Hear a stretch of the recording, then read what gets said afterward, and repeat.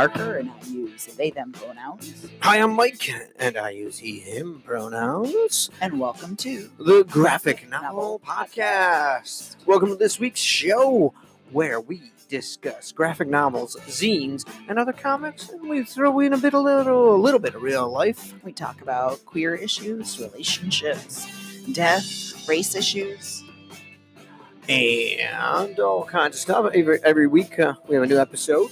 And if you like the show, we really like it if you go to Apple Podcasts, give us 5 stars, at least that.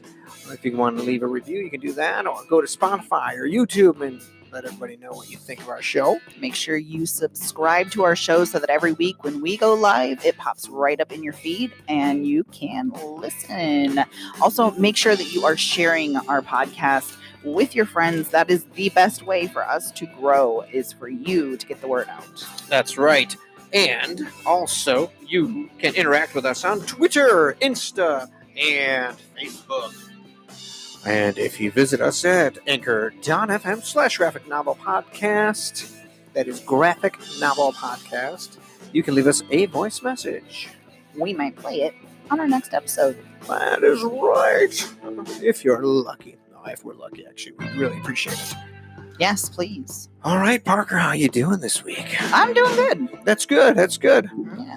Yeah, it's life is throwing some curveballs, but we're just always. You know what? Along. We haven't talked about COVID for a while because Black Lives Matter came up, and it was we still kind of talked about COVID. Yeah, but you know what? Fuck all these people that don't wear masks. You know, I know it's going to, the big D in charge of this country thought that you just like that phrase. You've been using it a lot lately. He was going to just force the country to go back so the economy rebounded and he would be guaranteed a re-election as, this great president that saved everything. Instead, two states now are turning around and they're starting to shut shit down again. And now you tell me that they're even talking about doing it here in our county. So that's going to fuck everything. I mean, your job is at risk. It's been at risk, and now it's even more at risk, especially if there's another shutdown. People don't fucking. I mean, how smart? You said you were at the grocery store, and most people were masked. So, I mean, that's a positive change. So, I'm not sure what is what's going to happen. Everything's a mess. I know it. It just makes me. It makes me mad because a lot of the time I bit my tongue and said, I'm just going to worry about the things that I can control. I can't control other people wearing masks. I can't control, whatever. So I just have to do my best. I know that wearing a mask out in public protects other people. Like, I have not stepped foot into a store since March. Yeah, I know.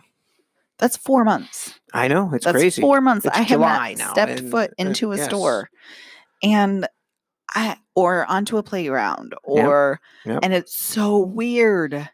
I don't even know how we're going to get back to real life after this. People like you. And the more people that come out and don't wear masks and fight. And my friend yesterday said that she went into the grocery store. She's walking into the grocery store and this person's coming up and fighting with the guy that's cleaning the carts, and because he says, oh, you have to have a mask on, and the guy flips out on this poor kid that's just cleaning carts and just trying to make sure that everybody stays healthy. It's so infuriating. Well, I went to the grocery store yesterday, and the same store several weeks ago, maybe 50% people had masks on. Yesterday it was like 95%. So at least the people are listening. And almost all of them had masks. 2 of them had the masks down. One of them didn't have a mask at all, unless he stuffed it in his pocket here or up his ass, one of the places. But everybody else had masks on. Well, no, he was with a woman. She had her mask off her ear. He didn't look like he had a mask at all. So I think that she's like, well, I'm wearing a mask. Oh, you're just saying like you explored all of his body. So it must have been up his ass. Exactly. Because it wasn't visible. So that's the only other place it could have been. Because you inspected his pockets. No, he was an asshole. But so he must have hit his mask up there. Exactly. But my point is, it's just some places are learning, but then we drive past playgrounds and fucking kids and people Oh are my all God, over the without playgrounds any masks, with because no they think if they're mask. outside, then they're Yes, it immune. is, but you can't touch shit. You can't all be touching Yeah. shit back and forth and everything. Then, especially And kids, and then kids, touching their mouths and their kids face and their fucking eyes. And exactly, and they drool and they spit and they snot all over the place. Like, honestly, it's hard when I'm driving for 8 hours and I wear leather gloves, but it's hard not to wipe your eye or something or scratch your eye or something, and or the mask is bothering you, so you got to take your glove off and shove your hand underneath it and adjust the mask or scratch your face. It's hard. yeah, it's hard to unlearn touching your face. It's hard to do it when you're working and you have to keep moving. It's not like I can just stop and Well, yeah. So it's not like I could stop and wash my hands and then You're like touching your face like crazy right now. It's like everything's I'm driving me talking nuts. about it, so I know, can't I not know. do it. I know it's driving me nuts. But Just go wash your hands after. That's all. But What? We can't complain about mask wearers and then not wash our hands. I wash my hands at least once a day. So it's amazing though. I mean, I see it a lot on social media because that's really the only public place that I'm in. These people that complain about wearing masks, and if you wear a mask, then you're a sheep, and it just drives me nuts. It's not a political thing. It's not a political thing. Is, it's though. not. It's become a political. I don't know how public health is political. I don't because get that. The man in charge is an asshole and refuses to wear a mask, and all of his sheep are the ones who agree that, oh, well, if he doesn't wear a mask, I don't have to wear a mask either. Yeah, I have this family friend who I lived with her when I was a teenager, and she was a young kid at the time. I lived with her and her mom, and she is liberal, but her entire family, they're all conservatives. They're all Trump supporters. And so she finally comes out and says, if you're a Trump supporter, just please, I'm done with you. And then her family's like, does that mean family too? And she's like, yep. And so then her family comes on and starts attacking her and talking about why they support Trump. Oh, you didn't tell me this. Yeah. Yes, I did. I told you that her mother's you mentioned husband. It. That's right. Yes. And then her older sister came on. We never treat her like a victim. We never do that. And I'm like, your whole life you have done this to her. Their father, so she was much younger than her two older sisters. And her father died when she was very young. So she didn't get a lot of time with him. She was, I don't know, 3 or 4. When they were splitting up their father's things, her two older sisters argued that she didn't deserve to have any of the things because she didn't know them like they did. And I'm like, you have got to be kidding me. It's still her father. And how that are you? should mean then she even turns more and because says, she has nothing. And they always argue that she's young. She doesn't know any better. Like they always blew her off and blew off any opinion she ever had. And then they come to her page and argue about they should have they've never treated her that way, that they always listen and respect her. And I'm like, I have seen you disrespect her on. No, I didn't because you didn't want to get involved in the family thing. Well, it's not that I didn't want to get involved in it, but it was my brother was also talking and going back and forth. Involved, though. It was her sister was responding to my brother. Anyway, so and he took care of it. It was fine to the best of his ability, or probably not even just to what he felt saying. Right. But then she posts about please wear your masks, and her oldest sister is laugh reacting to it. And it's like, why are you people? I don't get it. I don't understand how it's such a political thing. Because of Trump. That's the bottom line. Exactly. It should. But I noticed, I told you today, I noticed that her older sister is also an anti-vaxxer. So. Yes. Dr. Fauci is now coming out directly and saying wear masks because he's not having to do that fucking press conference with Trump standing right there. So now he's saying what he really believes. Wear a fucking mask. Wear a fucking mask. We know it's not 100%, but 3% is still better than, than 20, 50, 100%, whatever. Yeah. You got a 3% chance. I mean, I had a friend at work who, most of the people at work, I would guess that there's probably 50 to 70% of them that probably are not liberal. Which makes no sense to me because it's a public employee or a public. Exactly. I don't understand it. But the one guy who, he's okay. He's a decent guy. And we've talked a lot, not a lot, but we've talked. family and stuff like that. And then he started throwing some of this stuff out about me, and he's read studies on both sides from doctors, and I'm like, wearing a mask. I said I was wearing a mask before most of the people here were wearing masks. Yeah. When I started getting nervous in March, I fucking went to a store after work at 10 o'clock at night and I bought a mask. Yeah. Before they were handing them out at work or anything, and I started wearing a mask because they said you could wear a mask, and I said, okay, I'm going to wear a mask. Yes, because why would you not? There are still people that walk in with their mask down. Do you have a mask? Yep, it's right here. Hello? It's a mandatory. First of all, it's mandatory in the state, and it's mandatory on company property. So I don't know why. But it sounds like they're not enforcing it a whole lot. Sometimes they do. I mean, it depends on who the person is behind the counter.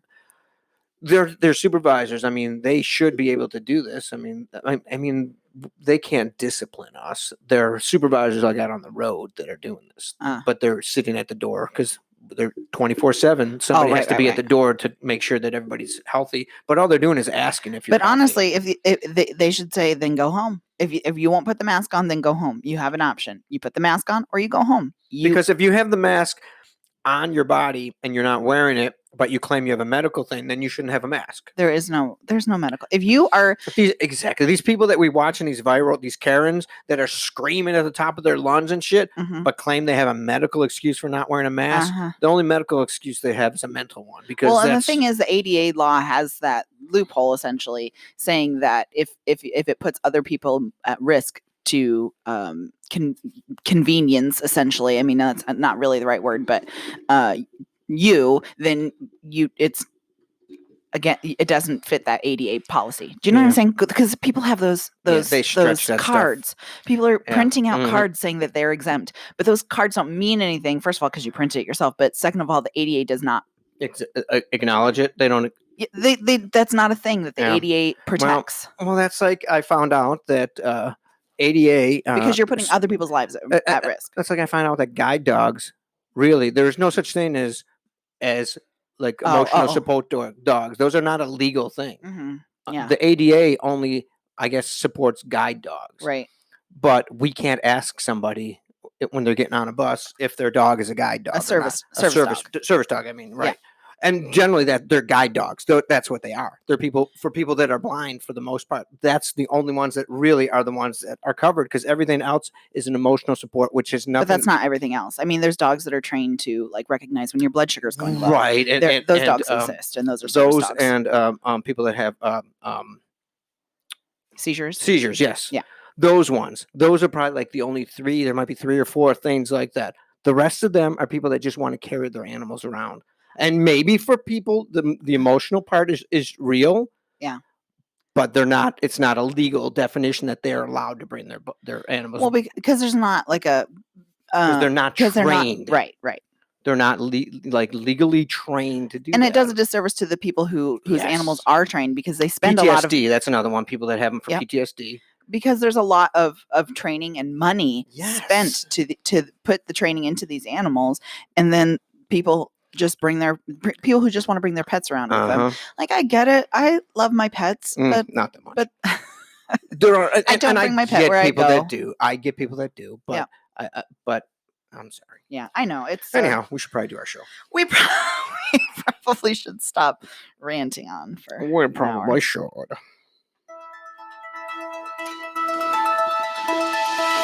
Welcome to the news segment of the show. All right, several things. First off, it's let's see. Let me find the article here. According to let's see, this is from Stolen Sharpie Revolution. During conversations with friends, I found myself saying, "Wouldn't it be rad if there was an International Zine Month?" Which led to the question as to who could make it official. And since zines are do-it-yourself, and there's really no organization for zines, they said, okay, so we're going to do it. So they've declared July International Zine Month. Woohoo! So, and that's cool. All right, so Short Run, which is in Seattle, is a great place for zines and comics, a lot of independent stuff. They purposely choose When did we go to that? September? November. And it was supposed to happen this year. They've already canceled it. Yeah, understandably. That place was packed. Yes, it was. It was huge. That's something I wouldn't want to go to right now. No. But anyhow, we got one that we're going to do right now. It's called The Things the Teens Have Spoiled by Max FG. Into the Spider-Verse. Woo! Everyone's a spider. Endgame. Everybody dies, right? Every anime ever. YouTube. YouTube is memes. Memes are on YouTube? I'm old, I guess. You like that one? The concepts of gender binary, peer competition, geeks not being cool, U.S. cultural supremacy, judging anyone for pretty much anything except being a racist, bigot, or fascist. They're still bad. All the seasons of Stranger Things. That's something I never watched. But I still love them. Aww. And that's it. The Things the Teens Have Spoiled by Max FG. And that's a zine. I mean, it's that quick. Speaking of... Unfortunately, you don't get to experience the artwork. I'm going to experience something. I'm experiencing...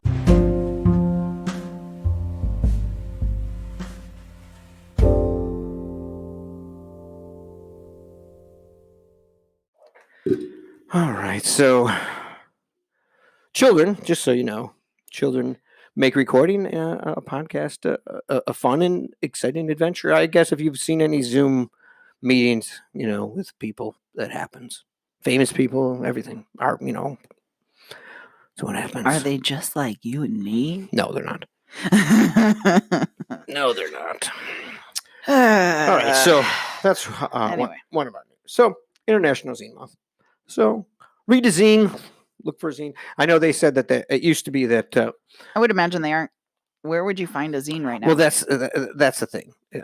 You could probably find... There used to be like magazines, basically, that had like lists of people with their names and addresses, and you just send them. Sometimes people would send an envelope. If you're buying graphic novels or comic books from a local artist and you're having them shipped to you or something, then maybe ask if they have any zines. I don't know. Sometimes they throw in extra. We bought a bunch of stuff since we've been doing since Corona has hit, and we bought a bunch of stuff online. And some people throw extra stuff in, like postcards and pictures and all kinds of little stuff. And sometimes they have that extra stuff that they'll toss in. Also in the news, I think we did talk about the Punisher shirts, didn't we? Did we talk about them online? I know we posted about them. Oh, we did talk about them because I remember I linked to Jerry Conway. Jerry Conway was one of the creators of the Punisher back in the 80s, I believe, because I'm pretty sure I read the first issue. I'm pretty sure we did it during our... That's so nuts. During we may have done it. It wasn't probably new when we were doing our show, but I was collecting comics in the late 80s. I never even knew what it was. I had seen it obviously on shirts and on pickup trucks and all over the place, but I didn't. Mm-hmm. I never knew any of the meaning behind it until this year. Yeah, and he's or late last year, maybe. And he's like anti-cop. This character too, which doesn't really make sense. He's against anybody that's bad. Yeah, I don't understand how they took it. I mean, they obviously, the people who are using or were using it, in the last, 10 years when it became popular with those nut jobs. Yeah. They took the whole meaning, and those are not like the actual meaning behind it. The way that they created it was not for anything that these people who use it now stand for. Right. Let me read Jerry Conway again. He was the co-creator of Punisher, and I'll just read this again. For too long, symbols associated with a character I co-created have been co-opted by forces of oppression and to intimidate Black Americans. This character and symbol was never intended as a symbol of oppression. This is a symbol of a systematic failure of equal justice. It's time to claim the symbol for the cause of equal justice and Black Lives Matter. That's directly from Jerry Conway. And what he did was he wanted some way, being a white man who saw one of his creations like go bad. Right. And nothing, Marvel Comics has not gone after, I don't know if they've gone after, maybe bigger companies that were selling stuff, but anybody can make these fucking Punisher logos and stickers and shit. And, Yeah, 'cause they're everywhere. Yep. Ouch. And there's all different kinds. So what he did was he created these BLM Skulls for Justice, and he had a bunch of creators, all different levels, some of them professional, some of them new, and they all created their own versions of the skulls with Black Lives Matter. And the campaign ended yesterday. They sold thousands of shirts. There was originally only 3. Yeah, I know. When I was looking for the one I wanted, it was amazing to see how many had sold. Yes, there was only 3 originally, and then there was 4, and then I didn't look again, and it turned out that there ended up being how many different ones? There ended up being 26 different designs. Not all of them sold enough to be produced because they had to sell at least 50, and some of the ones at the end didn't make enough, unfortunately. So I wonder what they just give those people their money back? Do they? I mean, I don't think they took the money yet until this ended. I know, but I'm saying if it was me, I would. I mean, I understand what you're saying. I would send an email and say, hey, we don't get to produce this one here. Check out. Give them the opportunity to buy one of the other ones. Right. Because I'm guessing if they're buying, if they're buying one, it's not because I was going to intentionally buy one that that had very low numbers to try and get the number, but then I saw one that I really liked, yes, and so I went with that one instead. But he had tried to boost it up a few times. He said, "Hey, some of these new ones, go check them out because some of them we have to hit the numbers by the 30th." But the number 3 sold 3,600 copies of it. That's awesome. I mean, that's another one. Yeah, another one. 842, 941. Yeah, these are shirts that cost $20 a piece, and all this money, all the profits are going to the Black Lives Matter, one of the foundations for that. So that was an awesome thing by Jerry, and we each are getting a shirt, so it's pretty cool. Yeah. And we're gonna wear it. And you got another one for your birthday too.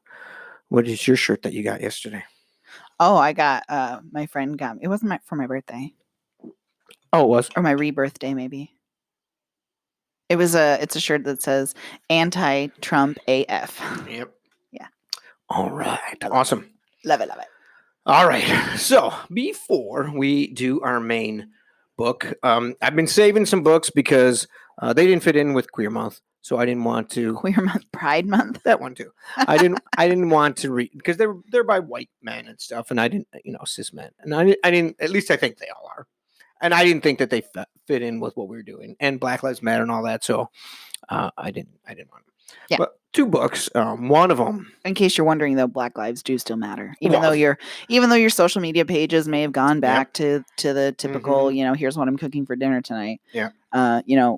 People are still out there protesting because we need change. Yeah. We've needed change for a long time. So one of the books, they're both from this year. One of them is a graphic novel called Lost Carnival, a Dick Grayson graphic novel.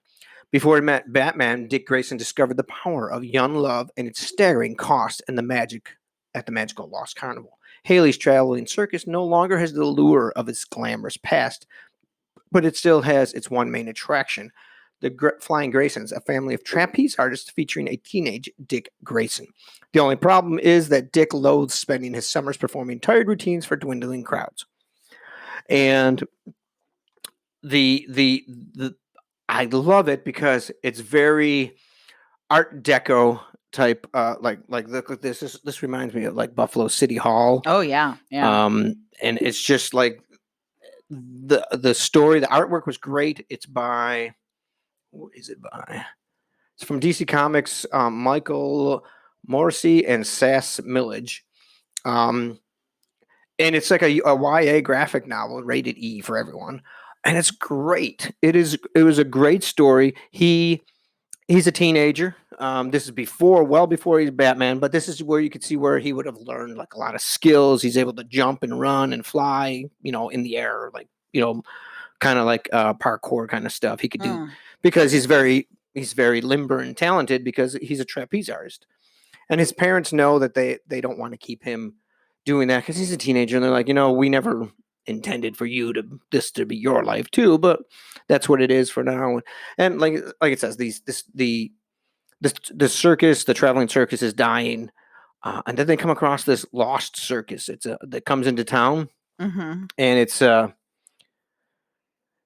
got this allure, and it's got this magician that does magic that's unlike the magic that anybody's seen before, and he gets attracted to this woman, another young person, in that circus, and that's where the story goes, and it's a good story. I really like it. It's a love story, but it's also about some other things. It's good. I liked it a lot.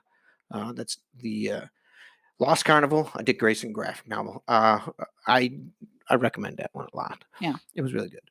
And then one other one that I read. I've got more. We'll get to over the next couple of weeks. I'll read some more.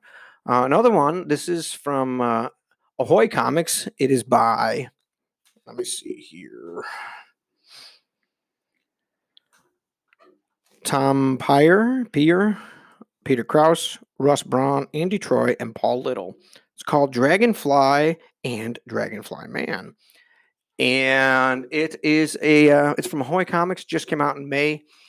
And it's pretty funky. It's like two stories going on at the same time, and I don't know quite how it happened, but it's like they're in two different universes. There's Fortune City, Earth Omega, and one story going on, and then there's Fortune City, Earth Alpha, and it's like two different stories with the same characters, and it's not the same. It's kind of funky.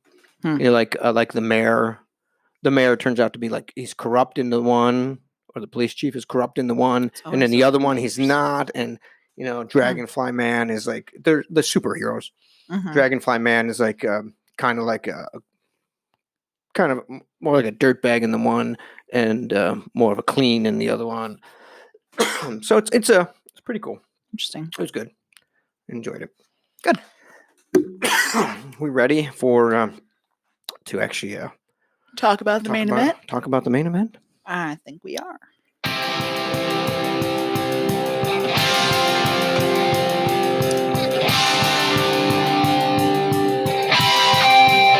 All right, and this week we are reading The Wilds. It's from Black Mask Comics, and a whole bunch of creators who we'll go through in a minute. Why don't you tell us a little bit about the book? After a cataclysmic plague sweeps across America, survivors come together to form city-state-like communities for safety. Daisy Walker is a runner for the compound, a mix of post-apocalyptic postal service and black market salvaging operation. It's a runner's job to ferry items and people between settlements, and on occasion scavenge through the ruins of the old world. Daisy is the best there is at what she does. Out beyond the settlement walls are innumerable dangers, feral animals, crumbling structures, and abominations, those that were touched by the plague and become something other. After a decade of surviving, Daisy isn't fazed by any of it until her lover, another runner named Heather, goes missing on a job. Desperate to find her, Daisy begins to see that there may be a little difference between the world inside the walls and the horrors beyond. All right. Vita Ayala is a queer Afro-Latinx writer out of New York City, where they live with their wife and cat sons. They learned to read and write much later than their peers and have been making up for it since by hoarding books like a dragon and using up ink like it's going out of style. Brown and Queer is their brand and their agenda. In addition to working with Black Mask Studios, they've written for DC, Dark Horse, IDW, Image, Marvel, and Valiant and Vault Comics. Emily Pearson is a freelance artist currently working on the upcoming Snap Flash Hustle from Black Mask Studios. Previously contributed to anthologies such as Mine, Corpus, Everything is Going Wrong, and Death of the Horror Anthology. Marissa Louise is a colorist and artist living in rural Oregon. You can find more of her work in Hex Wives, Spell on Wheels, Milk Wars, and Grumble. Stelladia is an art-eating, coffee-drinking, made-of-love Spanish comic artist, colorist, and illustrator.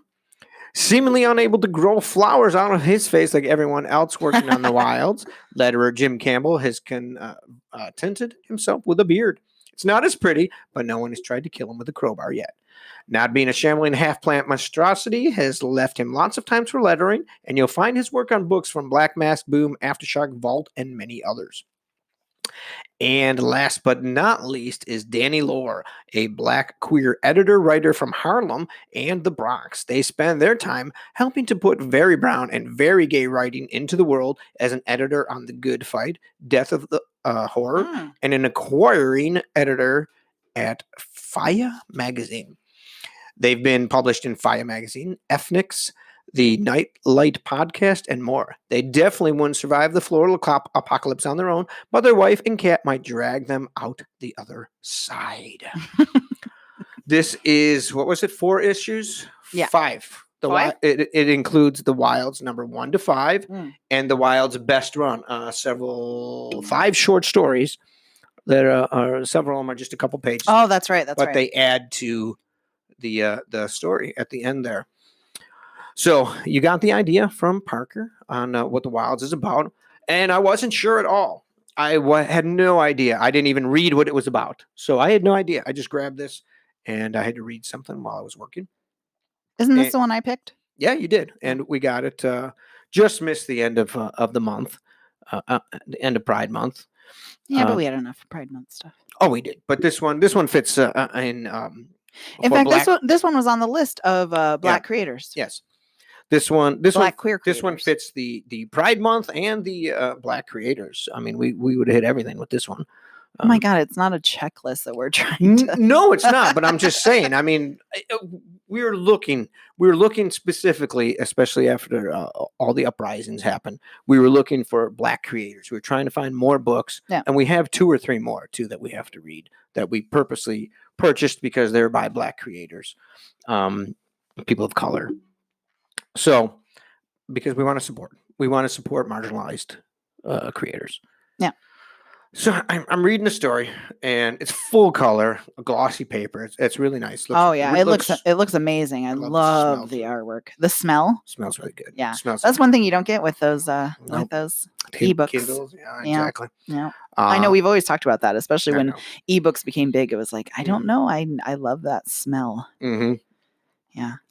So the story is full color. Did you say that? Yep. Okay. And like you said, it's they're kind of like zombies. These people that are, but they're so beautiful because it makes it kind of hard to not like them because, like you said, they're zombies. But zombies, when you think of zombies, you think of these green ugly, and gory. You know, their eyes are bulging out, and their bones are sticking out, and they're. And I think that was the whole point. It's like, make them beautiful, so it makes them harder to kill them. Flowers but I don't think they have any struggle killing them. No, because there's a lot of gore. Yes, because if they get you, you're dead, and the thing is, apparently they don't usually travel in packs of more, and it's not that they're 3. It's not that they're dead. It's that the virus has, or was it a virus? I can't. Yeah, it was something. Yeah, something or bacteria. Like that. Something has taken over their system, and then some of them, like it showed. I know toward the end, they just grow into the tree. They talk about it at the beginning. Oh yeah, but they just become the plant. They become nature. So like it's showing somebody who's in an orange jumpsuit. It looked like it was prison or something. And there was the plant, the abominations walking around, but then this one person was just still sitting at the table, like a cafeteria style table.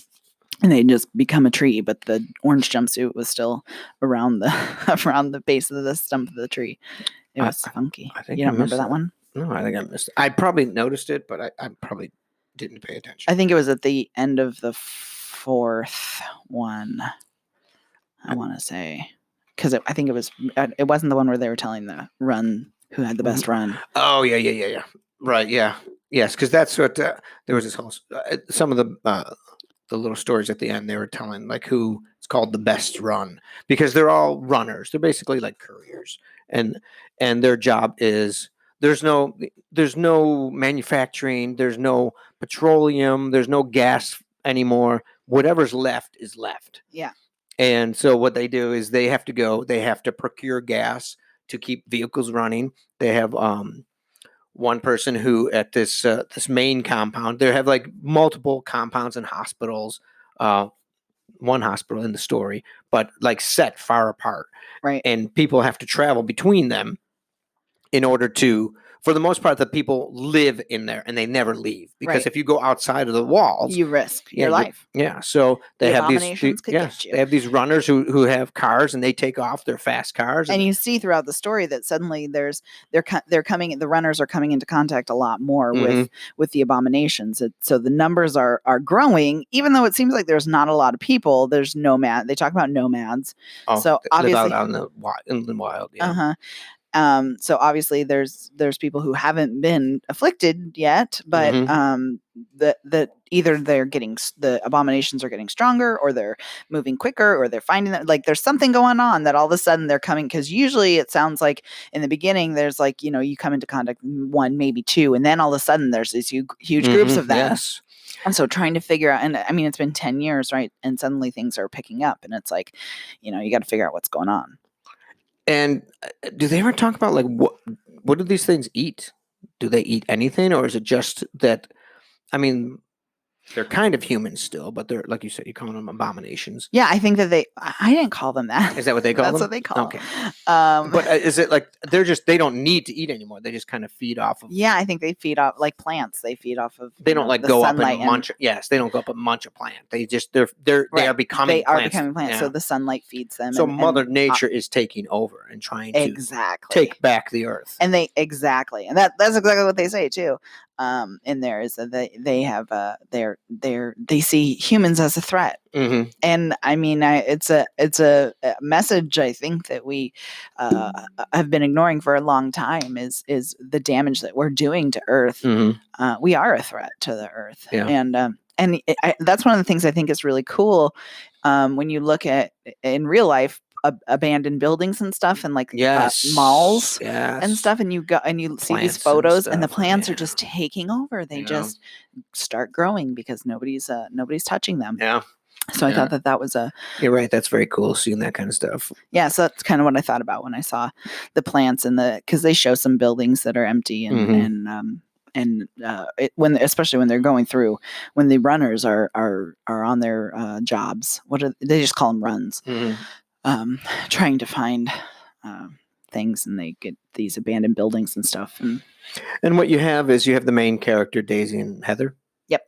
And those are the two main characters. They're lovers, runners, and the way it works is in this compound, this main compound, they need people to do these runs. Otherwise, if they can grow food and they can do so much within the compound, but sometimes they need stuff that's outside of what they have. And there might be another one that has, some type of food that they need or want or whatever. And so they trade things. It's basically a barter thing.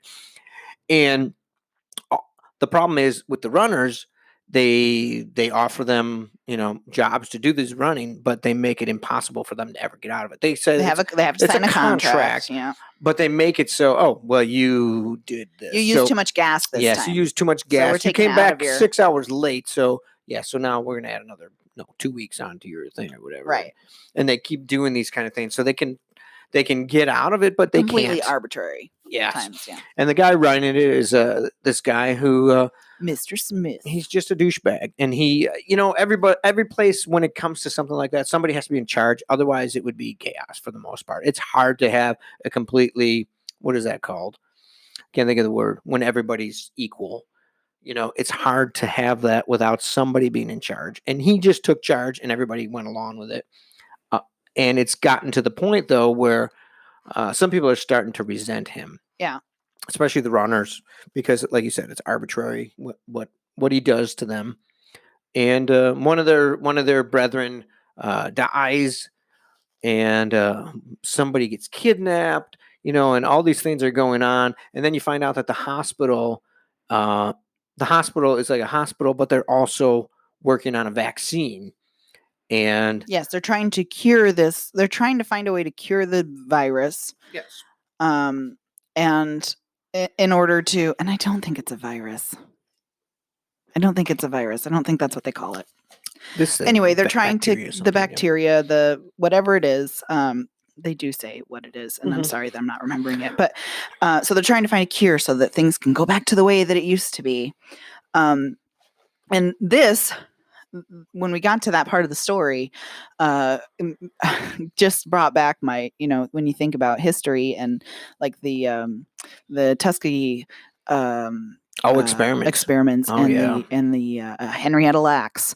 That's exactly what I thought of when I, that they experimenting on people Right. who did not Consent to Black it. people Right. who did not consent, who Mhm. I mean, the Tuskegee experiments, they didn't tell, it was a syphilis study. They didn't tell these people that they had syphilis. Yep. And so then they would go home and infect, their partners or their children, and people were dying, and it just led to this huge mistrust in medical providers, understandably, because it was just so unethical.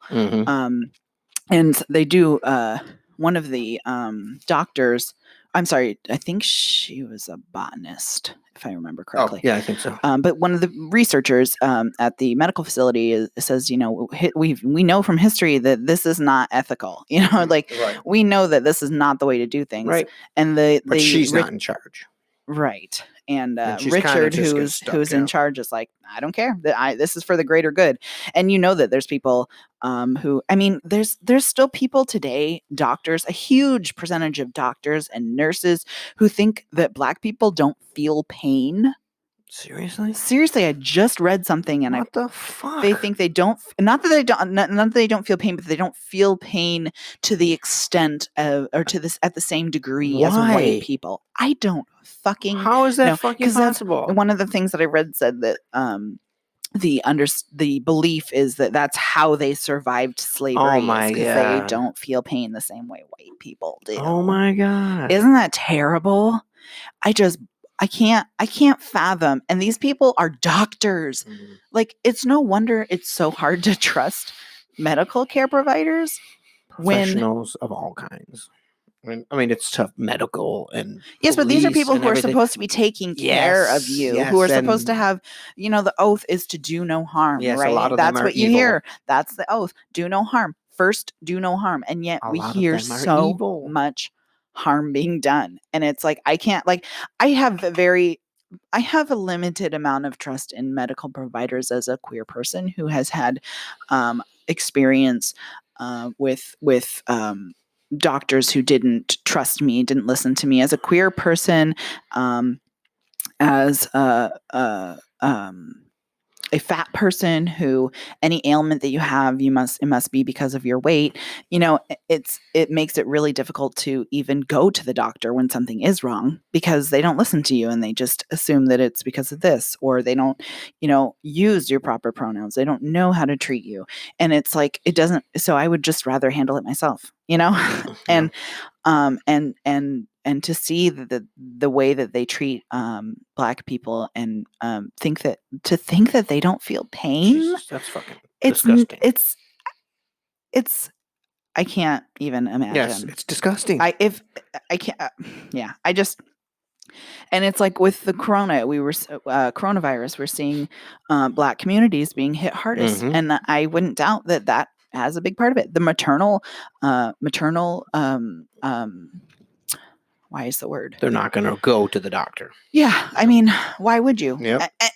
And you're not going to be believed. I mean, even white people aren't believed. It's like, just go home. So Black people, even more so, they're not going to either go, or they're going to just completely discount that they have anything. It's like, you don't need to be tested, just go home. Right. And and not to mention, likely, like, I haven't read this, but I would imagine that Black communities probably didn't get tests. They probably weren't given tests in those communities. So it's like, well, we can't test you. So, it took give a while. You a flu test maybe. And how long did it take for the Native Americans to get testing? Yeah. Get any type of yeah, and we've seen the tribal areas, reservations get, the Navajo nation big one, suffered a lot of loss because instead of sending them tests, they were sending them body bags. Yeah, well, it's easier to do that because they can buy them. It's just it's Yeah, no. But that's what I thought of when I saw them. When I saw that part of the story where they're just kidnapping people, and doing tests on them because it could mean a cure. So, and then with the doctors, I mean, it's not just you mentioned that it's about keeping the keeping the people. What is the word? I don't know. Keeping the people going, creating survival, but how many people are you going to kill and experiment on? But it's also about reproducing too. Oh, exactly, because you find out that the mortality rate of the infant mortality rate is low, and then you find that certain people are like immune. They're immune to what's going on, right? To whatever this thing is. And so those are the people that they want, first of all, to find out. They want to test their blood to find out why. But then they also want to use them as just... Yeah, they're still just tossaways. They just want to fill them full of cum and pop out babies. But that's what they want to do. Yeah. They just want to keep popping out babies so they can keep the population going. And the human race. They don't care about that life. Because like you said earlier, it's about the greater good. Yes. I mean, you can make any kind of message about the greater good and do all kinds of horrible things and just say it's for the greater good and not really have any intent behind it. I found that study that I was talking about before. It was just a recent survey of 222 white medical students and residents. 50% of them endorsed at least one myth about the physiological differences between black and white people. Seriously.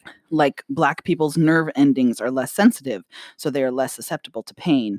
And that makes them more likely to recommend, it makes them less likely to recommend appropriate treatments. And a third of these doctors believe that black skin is just thicker than white skin. So, from the National Academy of Sciences. So these people would also believe that if somebody was having some type of surgical procedure and they claimed that they were feeling pain, that they really weren't. It was right. So they wouldn't give them more pain medications. Right. Or like if they're trying to poke them to put an IV in or something, they might not be as careful as they would with a white person because I can just jam this right in there because their skin is thick and they're not even gonna feel it. Yeah. That's fucking disgusting. And this is recent. Yeah. Yep. These are medical students. These are fucking stupid people. Yeah. That are gonna be doctors. Yeah. What the fuck, man? I hope they didn't just take this survey, and then just let it go. I'd be willing to bet that when you look in their medical books, they're white people that are being, because a lot of times they're drawings and stuff. It's probably all white people drawn in there. Right. So when you see that, when that's what you're seeing, that's your normal. So they don't even have to think about the fact that they're going to be handling patients who aren't white. But like I just said, though, I hope that they educated them after they took this survey and said, that's not true. All humans have the same fucking feelings. That's up to each individual school that they go to. They should be having diversity type training to help them understand. Because clearly it's not getting through. I don't understand how that's something that. Where'd you read this on? It was shared on Facebook page. Oh, okay. But I'm just wondering where it came from. Did it come from some medical the National Academy of Sciences. Oh, okay. So it's a big thing. So that's something that then all these schools know about because they probably all receive this shit. Exactly. And they should turn around and make sure do something about it. And as part of some part of some class, it doesn't have to be a whole class, but as part of some class. But you could do a whole class. Yes, on diversity, but also on just breaking the myths. And how many medical students don't even know about the Tuskegee trials? Who knows? If they're young people, a lot of times they don't know about anything. Because we don't teach it, and it's something that should be taught to every single student. Every single student should know about HeLa cells and the woman that they come from. Every single student should know about Henrietta Lacks. Yes, but I never heard about Henrietta Lacks in school, and it makes no sense. How many times have we talked about this stuff, like the what the heck's his name? The book March. John, what?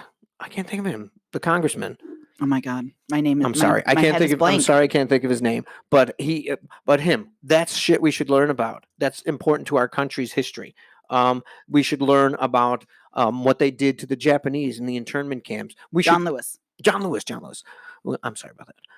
But those are the things. I know it's on the tip of your tongue. Yes, those are the things that we should learn about. Yeah. We shouldn't learn about how the United States is such a power in this world and all this shit. We should learn about all the other shit. And Columbus should be gone. I was just gonna say Columbus should not be part of any. That should not be in any curriculum, and yet it's in every single elementary curriculum. He never came here. He didn't discover America. Fuck you, all you other Italians who think that he's fucking important to our culture in this country, because he's not. He's a piece of shit. Yep. And he was jailed.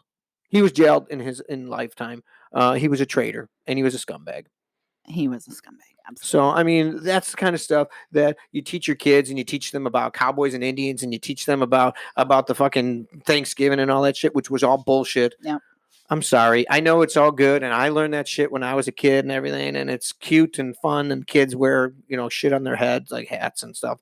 But fuck that stuff. Teach them real stuff that can still be educational and fun. That doesn't have anything to do. You don't have to tell a first grader the details of the slaughtering and scalping and kind of shit that happened, but you can tell age appropriate stuff and add on to it every year and be honest and actually tell the history. That kind of stuff. Yes, those are the things we need to learn about. Martin Luther King's history that we've been taught in school is so whitewashed. It's embarrassing. Yeah. So anyhow.